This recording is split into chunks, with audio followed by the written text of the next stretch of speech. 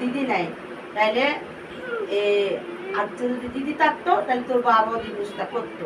তো আজকে শ্বশুর শাশুড়ি কোনোদিন আমি দেখি না কেমন আদর।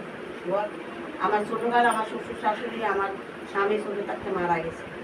আমি কোনো সময় শ্বশুরের আদর কি শাশুড়ির আদর কি আমি জানি দেখি। তাই আমি বলতেছি কি শ্বশুর শাশুড়ির মা বাবারা দেখলে বেশি ভালো, এটাই আমি একটু ইয়ে করি।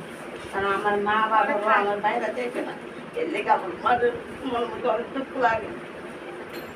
তাই সবাই সবার মাকে আদর ভালোবাসে তাকে দরকার। আমি যেন আমার ছেলেটা কষ্ট করে মানুষ করছি, আমার শাশুড়ি কষ্ট করে মানুষ করছে, আমার মা আমার মানুষ করছে, ছেলের যেরকম মানুষ করে মেয়ে তো মানুষ করছে, ছেলেরা যেরকম 10 মাস 10 দিন লেগেছে মেয়েরও লেগেছে।